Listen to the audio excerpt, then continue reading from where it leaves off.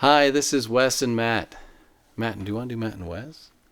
I usually go alphabetical, This is Matt and Wes. but I don't need to be first. Hi, this is Matt and Wes, your friendly neighborhood guys. And that's our Let's start establishing that. shot. You can see all of our girl zombies. They're very girl. And a lot of the things we're doing here mimic the original video from Tao Cruz. Got girls standing around not knowing what to do. Not too far away, we have Clumsy. He's nearby, but not with the group of girls. And he is our main character. He's the only character that really has a character arc. Yeah, as you can see right from the beginning, he's rejected. He cannot get a brain. He can't even get a dog brain. There's the motorcycle going through now. And then we had some people that sort of stood out naturally throughout the filming process. And we had to make sure that they didn't become the star.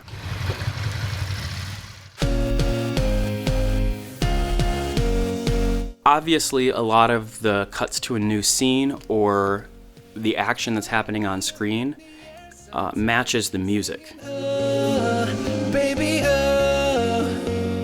I wanna celebrate my afterlife, singing, baby, Now here, this one was our favorite to shoot. I think we ended up calling it Walk the Line because this was completely choreographed. We really tried to mimic, to an extent, the original video, but with, of course, our own interpretation.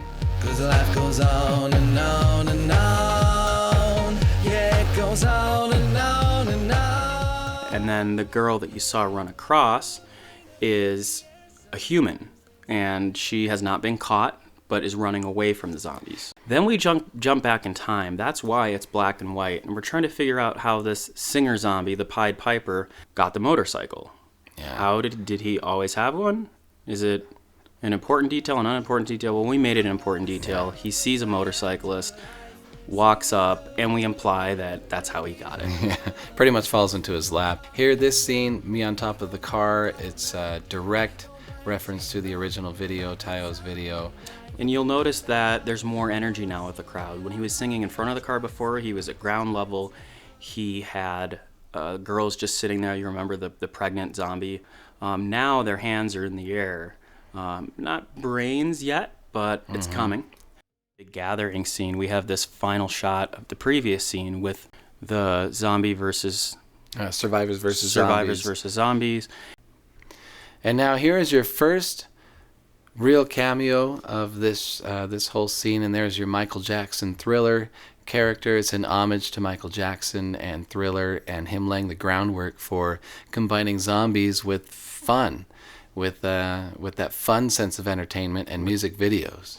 Anyway, so there is Shaun of the Dead in this next shot, looking great with Michael Jackson. It almost looks like his arm is entirely hacked out because of the way the makeup was done. Yeah. Our makeup crew did a great job, especially the head makeup artists who really knew what they were doing. And when you get in the editing room, you can really tell, does that just look like green CoverGirl, or does that look like actual blood and wounds? Yeah. Here is your clown zombie from Zombieland. Couldn't quite make him up to look exactly like that clown, but that is the reference. And here we have Tallahassee, obviously from Zombieland as well. the one that we watched in preparation for the project. And you'll see the sheriff next to him. Sheriff Rick from The Walking Dead, looking awesome. And pay attention as you keep watching to what Tallahassee is eating in a couple seconds. In the meantime, you see the Nazi zombie. Yeah, looking very Nazi and angry Nazi. You can see Palehead in the background there from Plants vs. Zombies. And all these zombies you see again later. This is one of our proudest references right here. The George Romero reference is another really great example of the costume department and makeup doing a really good job. And it was actually hard to find a lot of good cuts, but this was a really great one that we were able to get in the scene that we're introducing all the cameos. And you can see George is doing what he does. He's directing actors. And in this case, he is directing zombies, telling them where to go to get more brains. There's the shopping cart there on the right side, very hard to see. I don't know how you see that. Oh, there it is. There it is. There's Palehead coming in on the right, Conehead on the right, and now on the an left. important reference is coming in on the left. You see, we're almost cutting each other off. We're so excited about this reference. Is it a zombie reference? No. No. That's Edward Cullen, everybody. Edward Cullen. And Edward, he came out, if you'll remember. Wait, he came out? Well, in a story? Well, in a way, basically he's coming out, he's showing that he's truly a vampire, and that usually means death. And so in here, he's giving himself up to the zombies to let himself be taken by them. You can see now there's another cameo, Ash from the Evil Dead series. Clearly, he's got his boomstick there. What you can't see too well in this shot is his hand is a chainsaw. If you're playing in real time, some of these references might be a little hard to catch, but There's later... the shopping cart up there. And here is one of the toughest references to catch because it goes by so fast. But in the shopping cart, the girl is holding a first aid kit or a med kit from Left 4 Dead. If you see that, you win the $1 million prize. Disclaimer, there is no $1 million prize. Speaking of culinary arts, we had Tallahassee just eat a Twinkie. Twinkie, yep. These are little things that some of them are more obvious than others, but we're hoping that with how family-friendly it is, people that are into the big gory movies still are entertained by all of the little cameos. And since we thought all of this through so well ahead of time and we're such geniuses, that's actually that's the Twinkie that was on the motorcycle, and the Pied Piper stole it and gave it to him, but sort of had to like tell whatever to him because this is his first time eating. Telemorph. So here you have almost a big happy family of zombie cameos, all in one. Not all of them are visible, but we know that they've all come together in the group. Brains. That's all they really want. And Twinkies. And Twinkies here and there. We broke another rule there. Yeah, Zombies don't eat Twinkies. They don't eat Twinkies, but Tallahassee does. Yeah, his passion for Twinkies. Yeah. Which was a metaphorical symbol of the passion for his dog, who really was not his dog. Who was really his son, who nobody saw coming. I didn't see it coming. I like comedies with sad moments. Me too. That got to me. We cut to the club, never to go back outside with the big group, at the bridge. And you'll notice that we have single ladies in the background that are doing the single ladies dance. An homage to Beyonce, of course.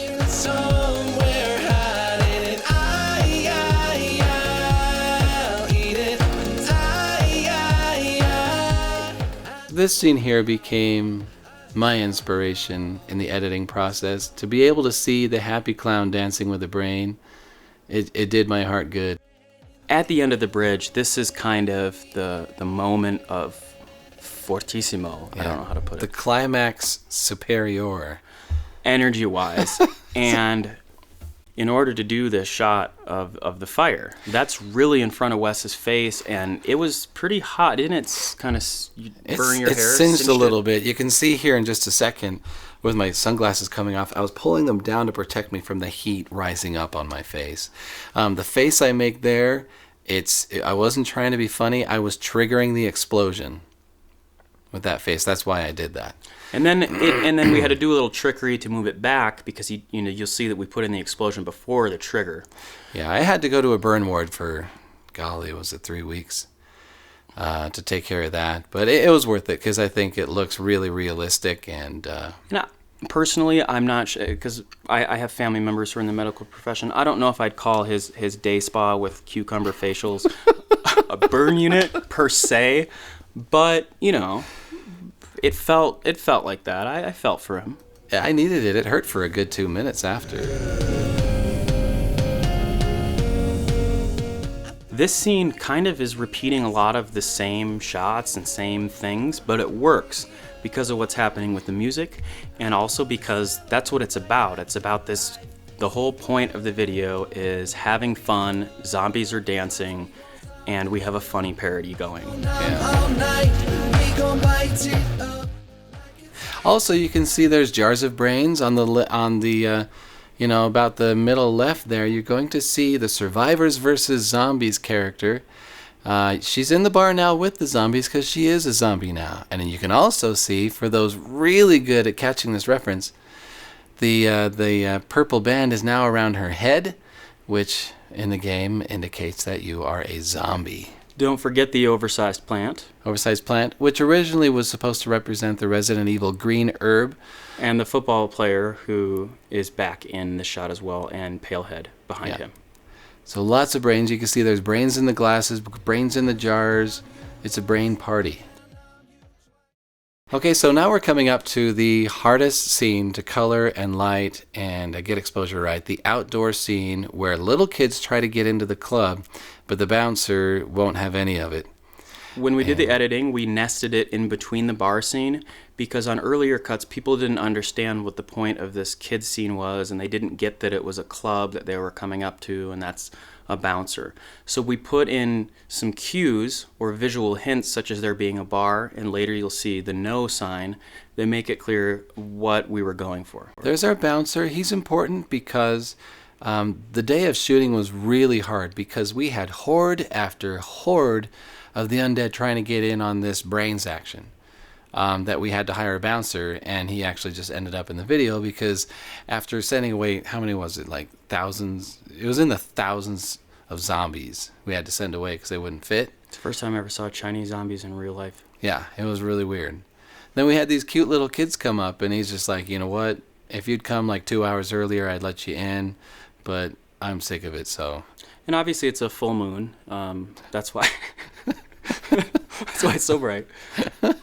So there's the no sign that Hannah went to a lot of work to make. You can see it says no shotguns, no...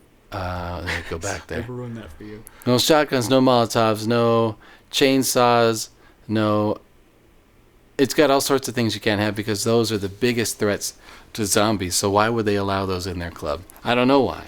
And let's see. So here is just it's the wind down in the story where dang we have brains and the zombies are going nuts about it. We're throwing brains left and right. The dancers are going crazy. And now here we come back to poor old Clumsy. We had a little less focus on Clumsy for a little bit, but then we come back to his storyline where he's trying to catch a brain.